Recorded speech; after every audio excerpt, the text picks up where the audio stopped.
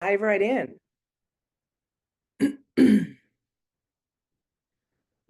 Assuming I can share. Did you give me share permissions, Cassandra? Yes, you should have them. Okay. Let's see here. There we go.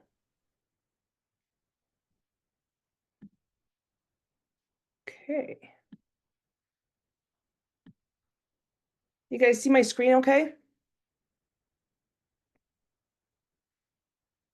Yes, we can see your screen. Okay, thank you. All right. So in writing and receiving offers, we're just going to kind of quickly go through the process and what it looks like. And then we're actually going to go through a REPC step by step, where to find it on the MLS, and pick a property and write it up so that you guys get very, very familiar with this. And I hope that you're doing this on your own anyway. It's one of the things I really, really am stressing this year is to have people read, write offers every day, just so you get that confident with it when you're sitting in front of someone for the first time, right? You don't want to panic and get all nervous in your first meeting with a buyer because you're not quite sure what this or that part means on the REPC. So it's critical that you guys are reading through and writing up offers, just mock contracts on different properties that you find on the MLS, just simply for practice and to gain some confidence in those meetings with your prospective clients. So anyway, let's just kind of run through. This is kind of what we're going to go through. We're going to talk about the process, preparing an offer, writing an offer, presenting it, and then we're going to kind of switch places and we're going to receive it as a listing agent. So for now, we're going to kind of start as a buyer's agent and walk through what that process looks like. So before showing properties, right, we want to make sure that we pre-qualify our buyer before anything else with a lender. There is no point showing properties, and you'll run into this where people will say, can you show me this property? Well, have you met with a lender? No, I haven't yet, but I really want to see this property. I have a hard line on this with people and do not show homes to them unless they're pre-qualified. One, for not wanting to waste their time or mine, but also, you know, just with a relationship with listing agents, they're expecting you to bring pre-qualified buyers through their property and not waste the seller's time as well. So, and do we know what else we have to do prior to showing a home? What is the latest, greatest rule as of August 17th, 2024 that we must do prior to showing a home?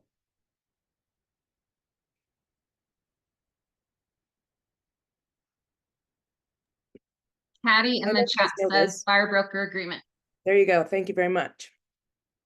Buyer broker agreement. Even if it is just for one property, we still have to have that buyer sign something stating that they understand that they're being represented by you, even if it's for 1 hour. You still have to have that document signed. So you can write it time specific, you can write it property specific, county specific. So there are different options on doing that so that your buyer that maybe you just barely met doesn't feel weird about committing to an agency relationship with you when they just met you, and you can understand that. They want to build rapport with you, make sure they want to work with you in the long run. So just sign that first agreement for them. If that's something that they're concerned about, just sign that agreement for that particular time or that particular property and let them know, you know, if you feel comfortable working with me after this property and this home isn't something that you want, then we can extend our agreement at that time. Okay. So the process just overall looks like this. Buyer makes an offer. Seller can respond in one of three ways. They can counter that offer, accept it, or reject it. So if they counter that offer, you're in negotiations, right? You're going to go back and forth until there is a final acceptance met. If they accept the offer, awesome. You just continue right through the process and submit the contract to title company and get things going. If they reject the offer, which has maybe happened once in my 21 years in real estate. Find out why. There may be a way to come to a resolution and make the deal still work. So don't always take no as no. So jumping into preparing the offer, okay? When we prepare to write an offer, I highly recommend, and I always do the phone call at the very beginning, okay? Just introduce yourself, build some rapport with that other agent, find out if the property is available, if, what kind of activity have you had? Is it, have you had a ton of showings? And you can see obviously on the MLS how long it's been on the market, so you can ask questions pertaining to that. Have you received any other offers? And if you have, and they've fallen through, find out why. Was it lending? Was it an inspection that went bad? What was it? The more you can find out, the better prepared you're going to be and more confident in writing the offer and making it stick, meaning get it accepted. If you know all of these things ahead of time, you're not wasting your time and your buyer's time asking for things in the contract when you've already found out that information on this phone call. So it's all in an effort to provide value for your buyer to find out these things ahead of time. Okay. Find out how they want the offer delivered. Do they want it hand delivered? They want it texted, emailed, however they want to receive that, because you're going to take notes on this and you're going to accommodate wherever you can to create this good relationship with the agent. And then you want to prepare a comparative market analysis with your buyer. Okay. This is not only done for listings and finding out values on how to list a home, but also it's just a value add for your buyer to run a CMA and find out, is this property listed as it should be? Maybe they are way over the mark. And even though your buyer's willing to pay that, does it pencil? How is it when comparing it to other properties in the area? Because what if you could save them $30,000? Wouldn't they think pretty highly of you and send you referrals down the road? Yes.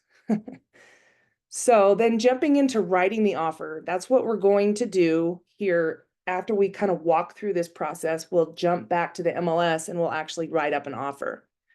So in writing the offer, you're obviously including your buyer pre-approval letter that you received. You're going to discuss earnest money with your buyer, find out how they want to submit that. Do they want to wire it? Do they want to write a personal check to the brokerage? How do they want to deliver their earnest money? And how much? How much are they willing to put up in earnest money? How much are they able to put up in earnest money? So, typically a 0.5% to 1% is what we see, sometimes more if there's competing offers and you're really trying to go after it. So anyway, we'll discuss more on earnest money when we write up our specific contract.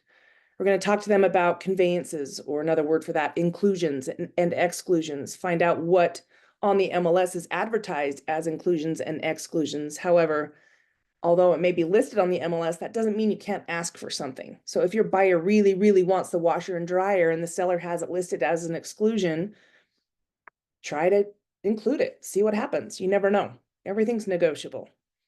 Financing terms. Obviously, you're going to talk to the lender about that with their pre-approval letter. How much are they able to put down? These are all things that we need to gather before we can fill out the contract. So these are things that we need to know. Are there any special clauses? Is there an HOA attached to this property? If so, what do we need to find out with that in writing the offer? Okay. We need to know who's paying for what. When there's a change fee on an HOA, who's paying for that? Seller, buyer? Is it split equally? And again, those are things in the rep sheet that we can talk about further.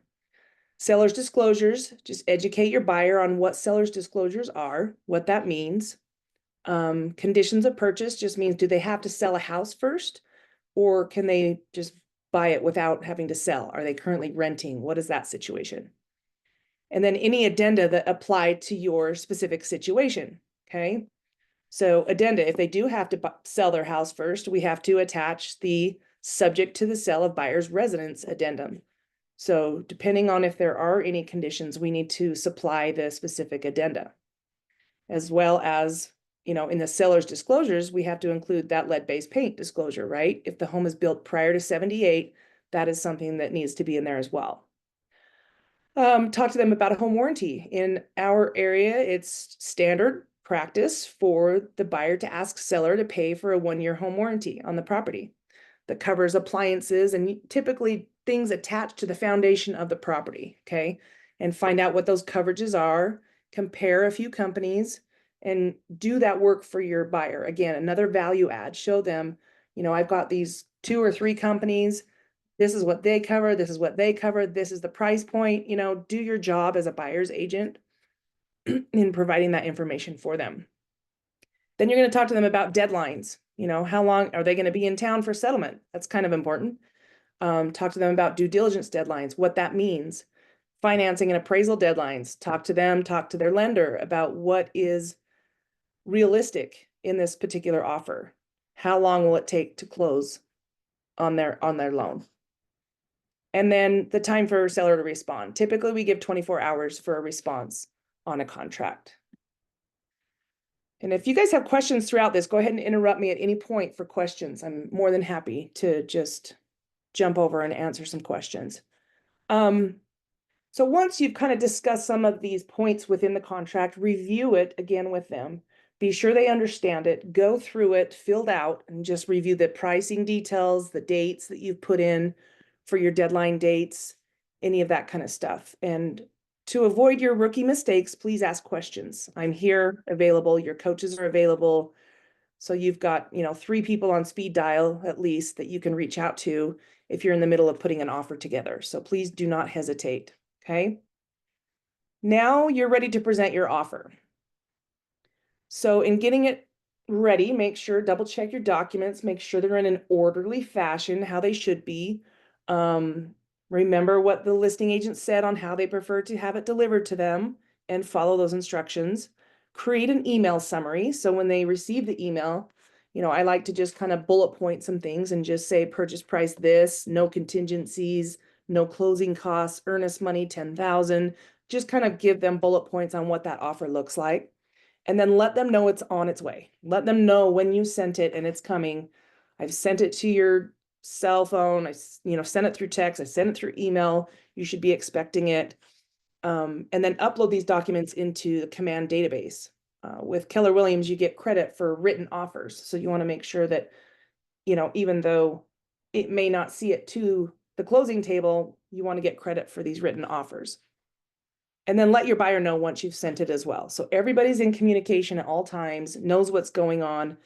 That's probably my biggest frustration as an agent for the past couple decades. Like when there's no follow through, there's no communication from the other agent. There's nothing more frustrating than that.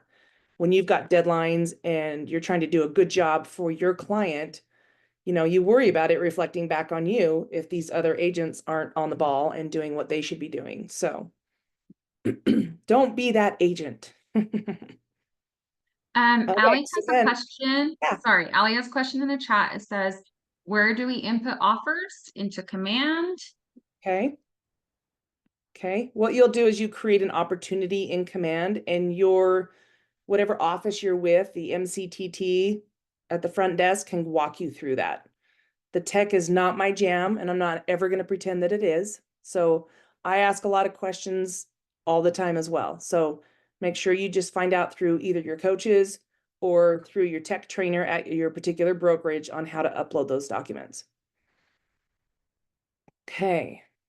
So now we're receiving the offer. I want you to just kind of flip sides. We represented a buyer, we submitted an offer, and now look at this offer as the listing agent. You've just received this from another buyer's agent. Make sure it's complete, okay? Make sure everything's there. Make sure you have a pre-approval letter in there. And all pages of the contract. And then let them know that you did receive it. Just a quick received is all you have to spit out there.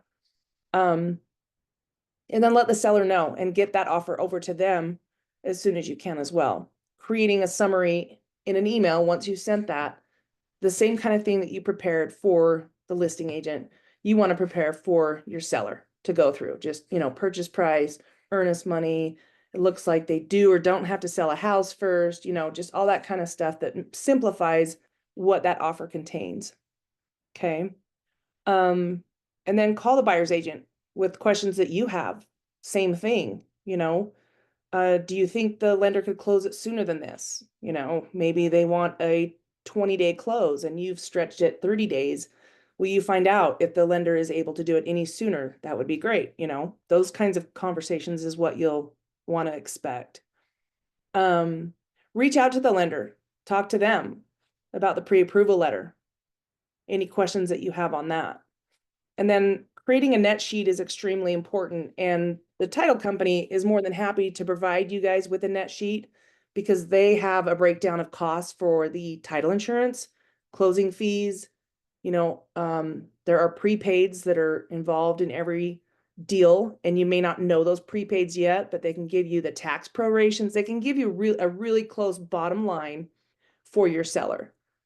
Especially important when you receive multiple offers, right? You want to be able to create these columns with these different offers and write their bottom line based on the offer itself. This offer might be lower, but they're not asking for any closing costs. This offer might be a great price, but they're asking for a ton of closing costs. So by the time you get to that breakdown at the bottom, these offers can be very different. And so the net sheet is extremely important. Same thing with this. When you receive an offer from a buyer's agent, upload it into Command. Same way. Let's see. Okay, now I'd love to jump over to writing up an offer here. So I don't know how familiar you guys are with the MLS, but I actually want to start here. So I'm just going to do a quick search, residential, typical home for sale to simplify things.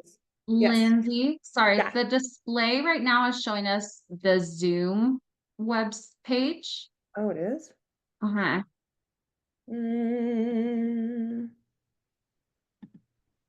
But you saw the slides okay? Oh no, we didn't see the slides. You haven't seen any slides? No, sorry, I didn't know they were there. It just said the Zoom. You did a great job talking. I loved Oh, it. well, I appreciate that. Yeah. All we can see right now is the Zoom web page. Okay. So this page is all you see. Wow. What about now? It's still frozen. How about on the Zoom? How about you unshare and then reshare? Okay.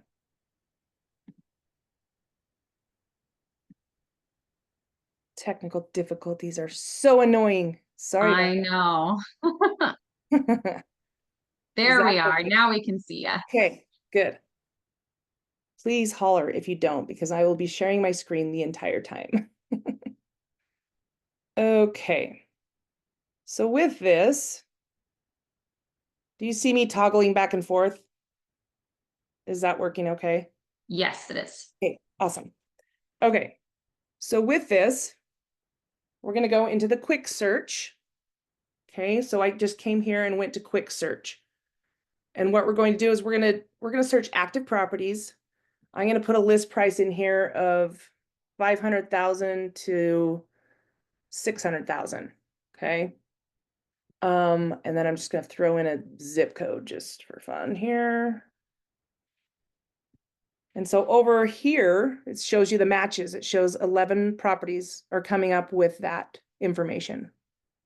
So what I'm going to do is view the results. And I'm just going to pick one of these properties for us to work through. So this is a full report on this property listed in Midvale. Price at $519,900. Okay.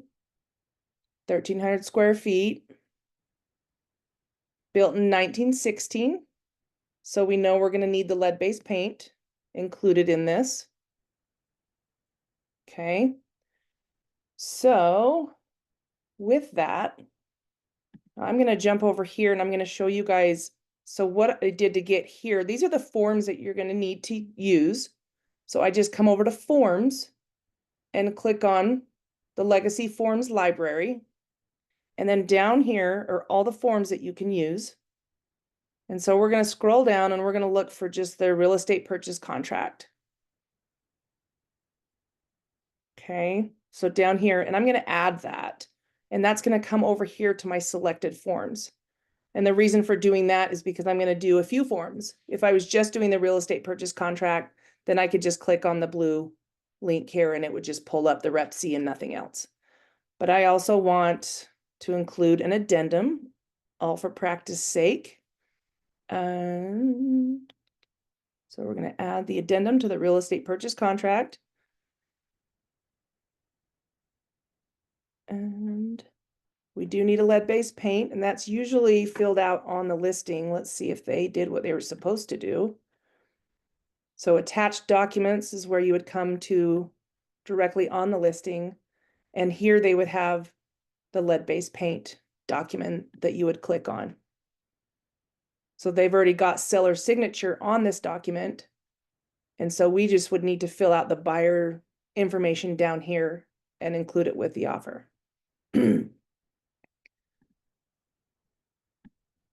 So, okay. So we're looking at this list price of $519,900. And as you remember, the first thing you're going to want to do is run a CMA on this particular property, right? Make sure that it's listed at a reasonable price. Talk to your buyer. What do you want to offer? And for just simplicity reasons, let's just say we're going to offer $500,000, okay? So we're going to go back to our forms. And I'm going to create a packet here. So it's going to pull these up. And I'm just going to walk through this and fill out everything that we are going to need in this offer. Okay, so today's date is the 9th. On this 9th day of January, which is the offer reference date, I'm just going to put AB buyer offers to purchase from, and how do we find out who the seller is? On the MLS report, down here at the bottom, it says owner. Bluestone Development LLC, okay? Sometimes this will say the owner and it just says on record. And so then you would have to go up and you would have to search.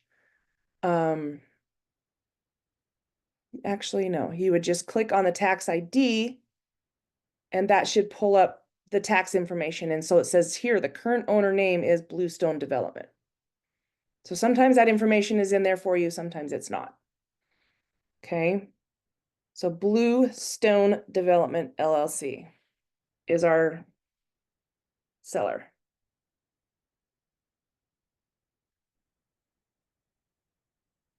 Okay, next thing we're going to fill out here is the earnest money amount. So if we're doing 0.5 to 1% of the purchase price and we're going to offer 500,000, then we're going to put, anywhere between 2,500 to 5,500. And we're going to ask our buyer, what are you comfortable with? Because these funds have to be available right away, right? We have to deposit this within 4 days of acceptance. So this isn't money that we're going to collect down the road at closing. This is money that we are going to be collecting in the next 4 days. So what money do they have in the bank that they're comfortable letting go of? Okay. So let's just put 5,000. And I'm just going to say they're going to write a personal check. And that means you will pick that up and deliver it to your particular brokerage. Okay. Property address. What do we have here? 7857 Pioneer Street.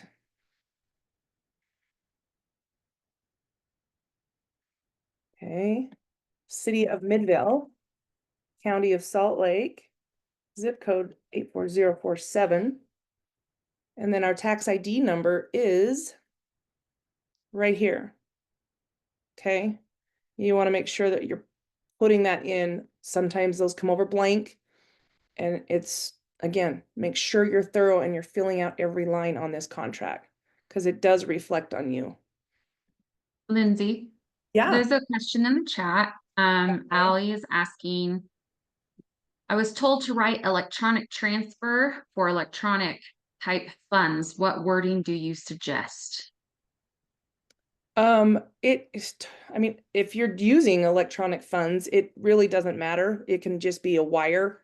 You'll see all the time where people will just simply put check wire because their buyer hasn't decided how they want to deliver it yet. Either is fine with me as a broker. If wire is very encompassing, what we do is we send out a earnest app, which is like a wire, but it's through our actual app that comes through to our brokerage specifically. we find it more secure and user-friendly for the buyers as well. So this is acceptable as well, okay?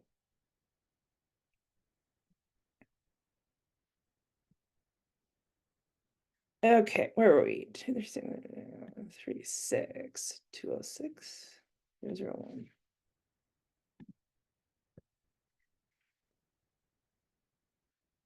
Sorry, if I was at work on a huge screen, I'd be better off, but now I've got my tiny little laptop. I'm trying to run through this. Okay, so now that we've got that filled out, we're going to look at included items. So let's jump back to the report here and read through here and just see if there's anything that they've included. So inclusions, microwave, and range, okay?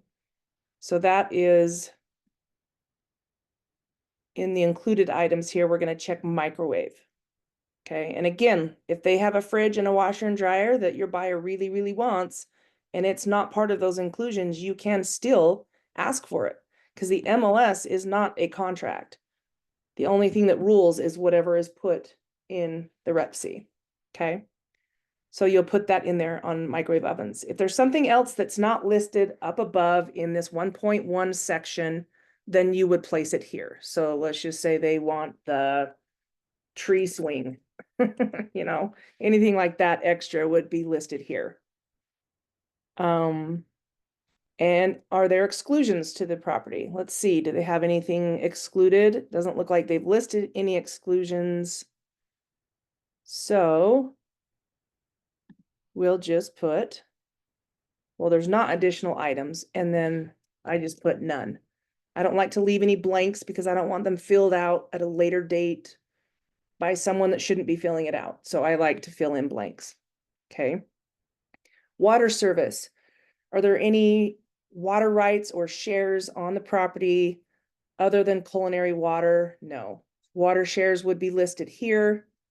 And then we would clarify that in the Rep C on this section here. So there are not any others listed. So again, I'm putting none here. All right, so down here on our purchase price, we said 500,000. Just to keep things simple, we're doing 5,000 in earnest money. So we're putting that here. If there's additional earnest money, meaning, you know, sometimes after due diligence, the seller will say, we want you to add an additional $2,000 after due diligence in earnest money. Most of the time, we're not adding additional earnest money. And as a buyer's agent, you're always going to do what's in the best interest of your buyer. So you don't want them to give up any more money than they absolutely have to, right? So in most cases, this will be zero. And there's another section that we'll get to that kind of talks more about additional earnest money, and we'll just kind of brush over that again.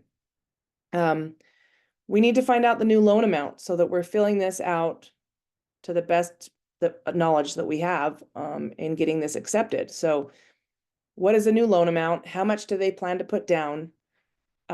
Let's just say they want to put 25,000 down. So what I'm going to put here is 20, because this earnest money is still their money, right? This is part of their money that's going to be applied to their down payment at closing, unless they were to default on the contract and have to release that money to the seller, right?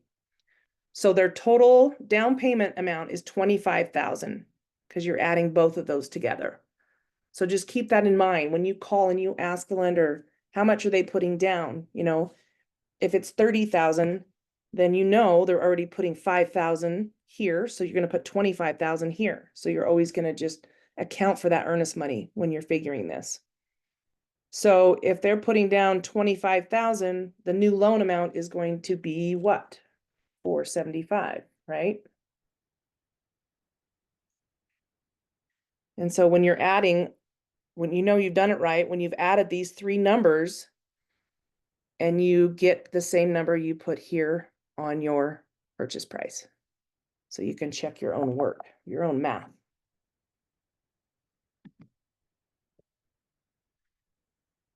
Okay. So sale of buyer's property. We're going to say they don't have to sell a property before purchasing this. Okay. And again, you guys, I want I really stress that you need to read through this contract in its entirety every day just to get familiar with it.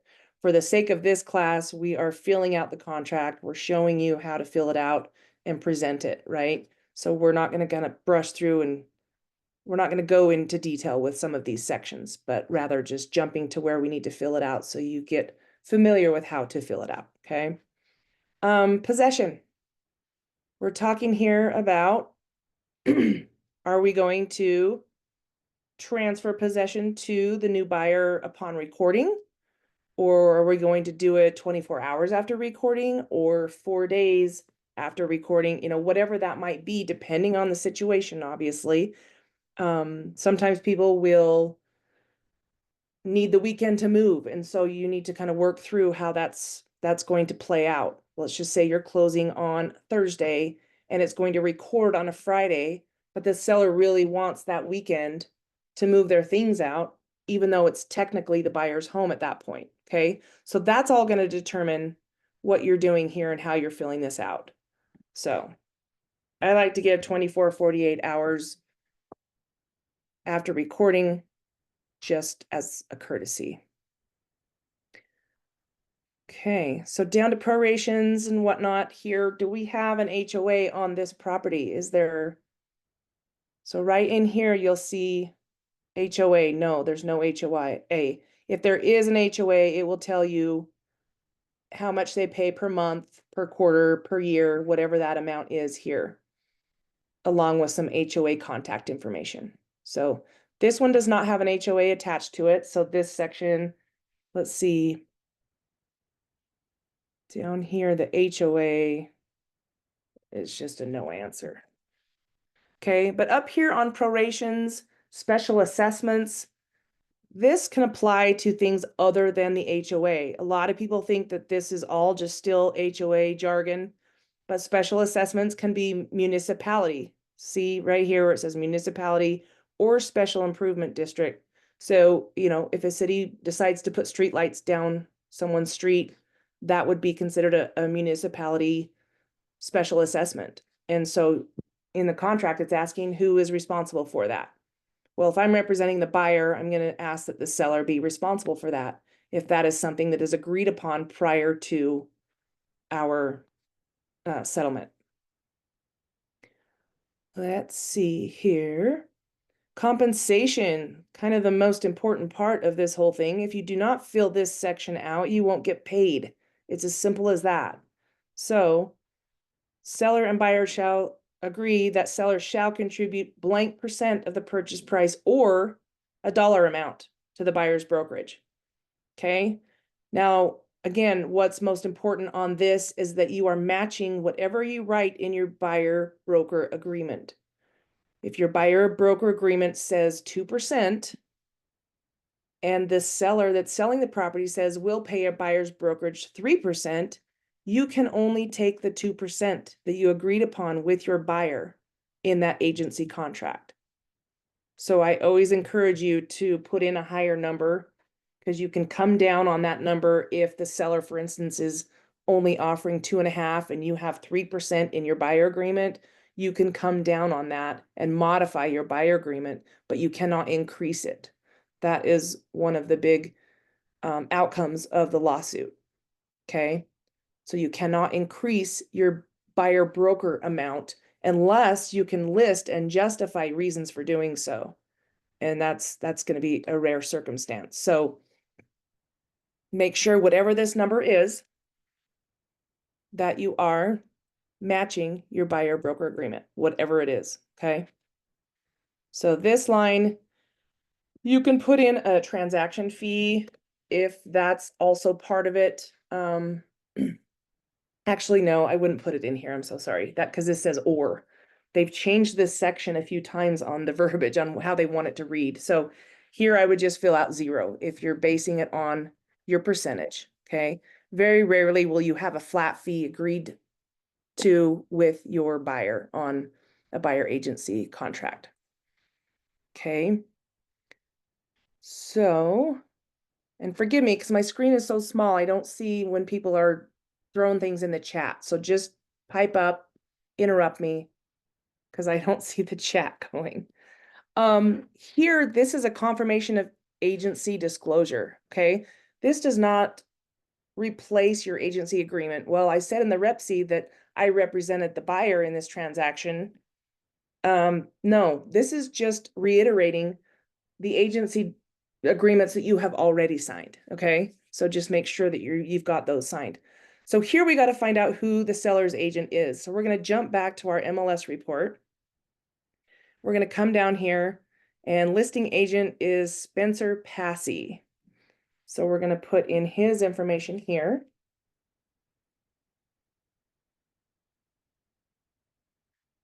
And he's representing the seller. And now we need to put in his license number. So to find his license number, we're going to go up here and we're going to type in Spencer Passy. Okay. And once we click on that, it's going to show us his license number right here under his name. Okay.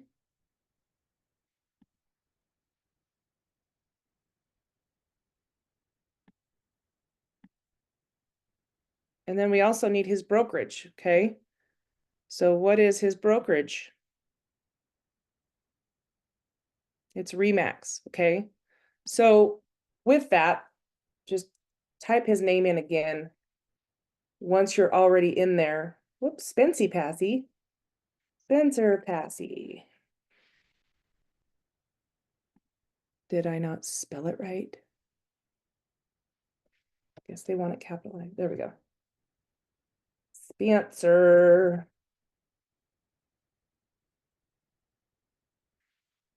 Okay. So to the right here is his company. So to find the company license number, just click on this and it'll bring up the license number here for the company. Okay.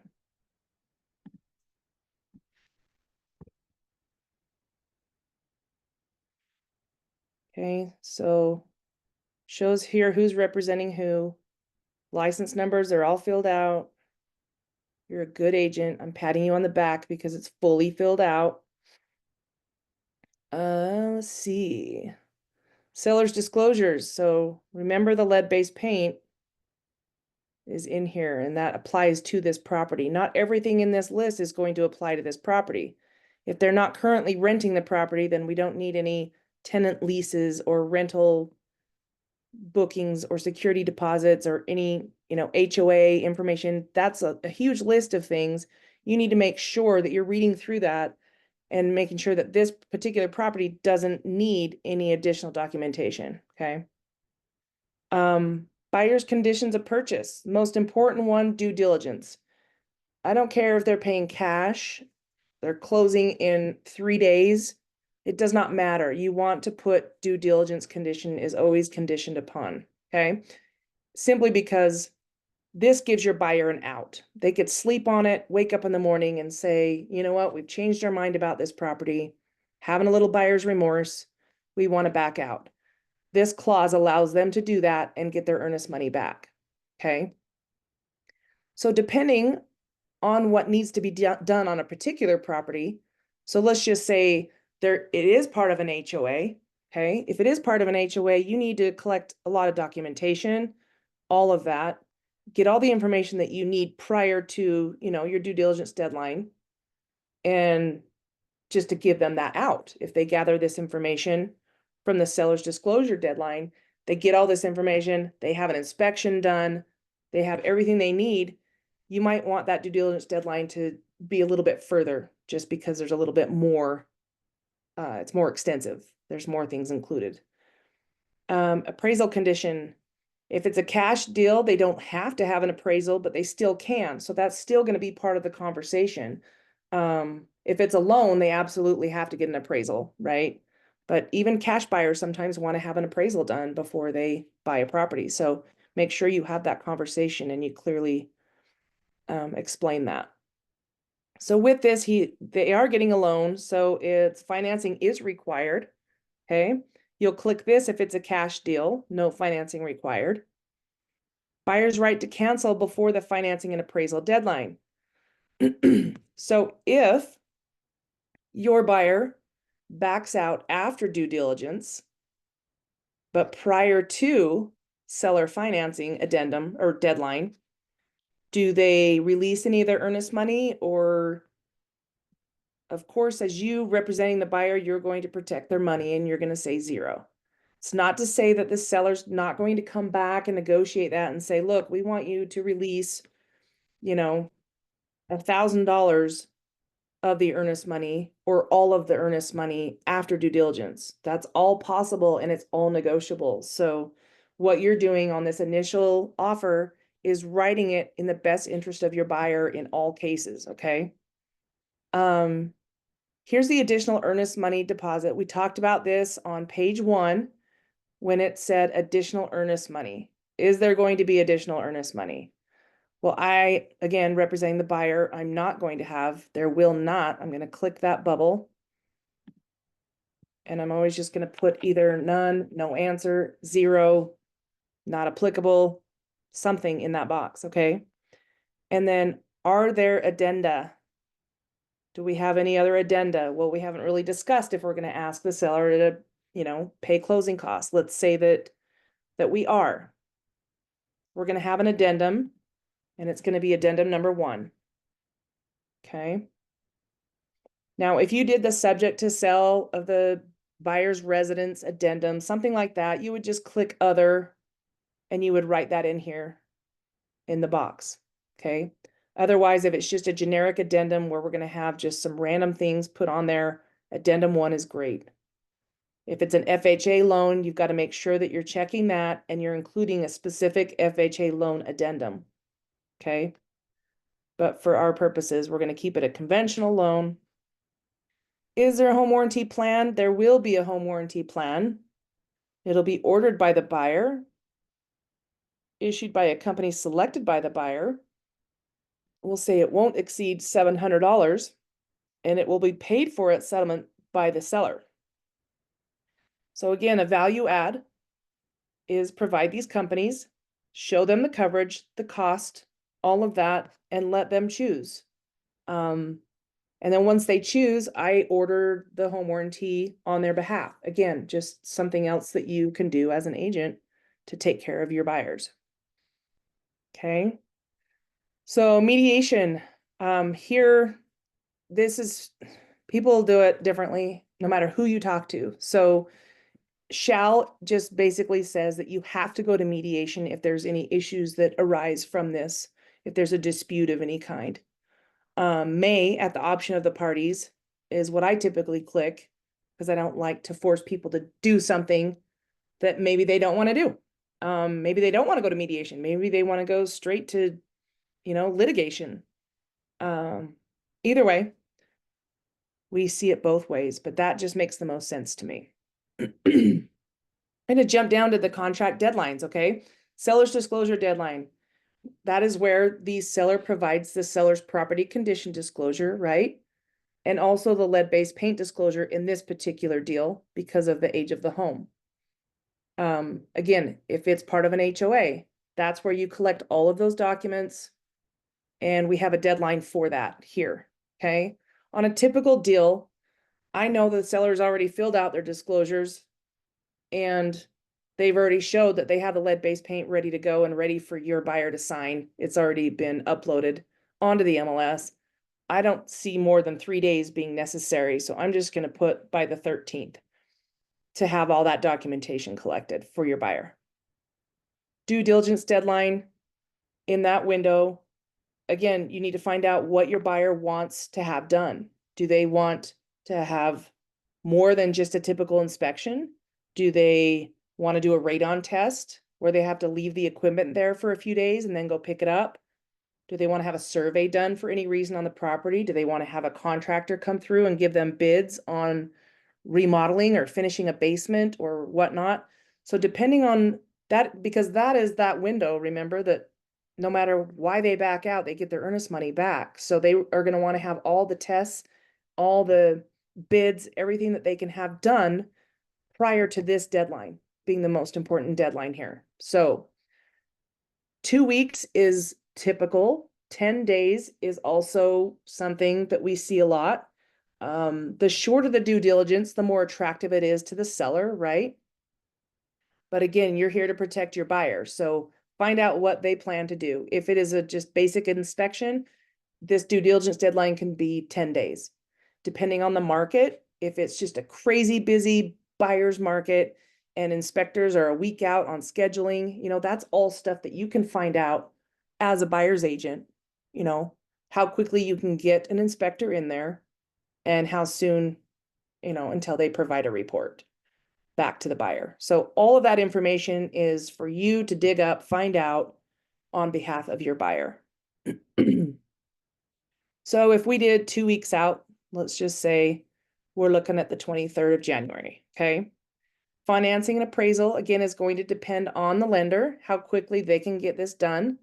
So again, the shorter the deadline dates are, the more attractive it is to the seller. But we also have to be realistic on what can be done in what amount of time. So to have the appraisal done, financing all complete and ready, let's just say 3 weeks out, because that's very reasonable. Settlement deadline would just be shortly after that, assuming it's not like, you typically don't like to close on a Friday, because if you close in the afternoon, it's not going to fund until the following Monday anyway.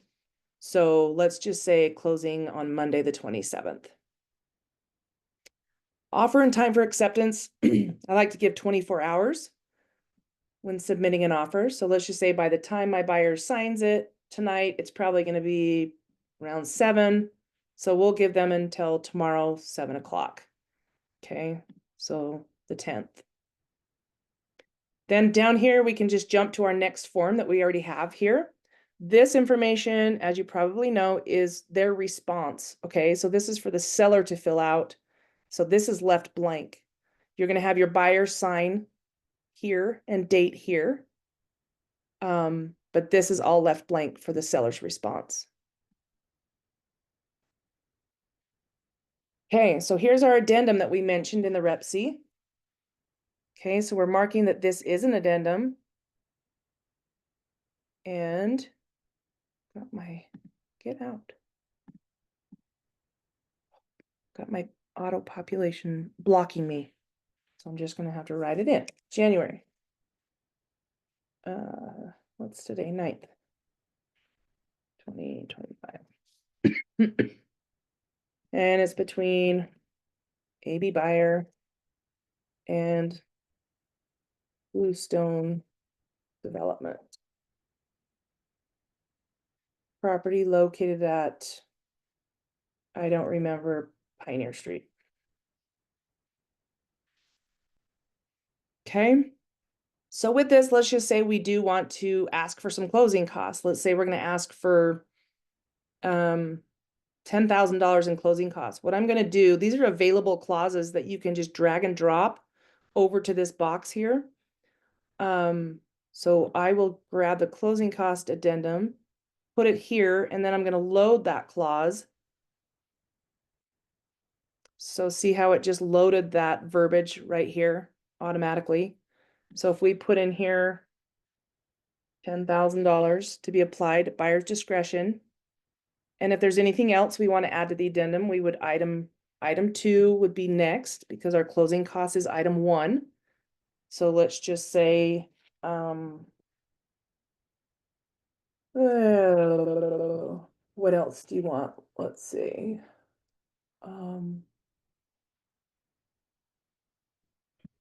Let's just say seller to provide building plans. Let's just say they have building plans that they need for a remodel or whatever. So that would just be what we're asking for. Same thing here, response time. We'll put the same response time as we did on the Rep C, 7 o'clock p.m. tomorrow. And then your buyer will sign here, and you'll leave this blank for the seller to fill out. Okay? So that, my friends, is it in a nutshell. So I am going to leave the last bit for questions, should you have any. Allie has a question. She states, if our offer isn't accepted, but they are taking backup offers, is there a chance they could come back at a later time with a counter offer our original offer if we didn't withdraw it? And to that, is there ever a time we have to withdraw an offer after the acceptance date? Or does it just lapse after the seller moves on to another offer? Okay, let me read through this again. I see it now. But they are taking backup offers. Is there a chance they could come back at a later time with a counter offer? It is a long question, Allie. Yes, you can. I mean, if they accept another offer instead of yours, and then they announce that they're accepting backup offers, you absolutely can resubmit your offer. Time we have to withdraw an offer after the acceptance date, or does it just lapse? It would just lapse. So you could reinstate that offer or write up a new Rep C and send it over with fresh dates and fresh deadlines and whatnot, which is what I would probably do just to keep it clean. Let's see, what other questions do we have here? Did that answer your question, first of all? Okay. Anyone else?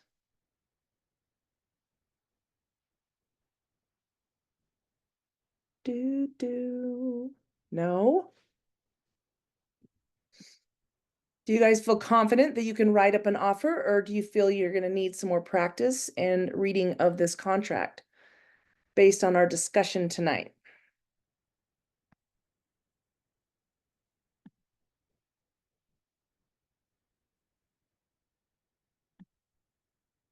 Okay, well, silence means you're all experts, and I'm going to call you tomorrow and ask you to send me a Rep C on a particular property, and you're going to feel so confident and probably replay this video a couple times, which is also fine.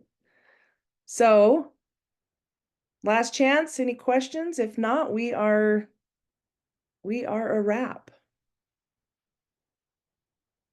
I hope that was helpful for you guys. I'm always available if you have any questions, so please don't hesitate to reach out, especially when you're in the middle of writing up an offer and you're nervous about it. I'm happy to help. So have a good night and go write your offers.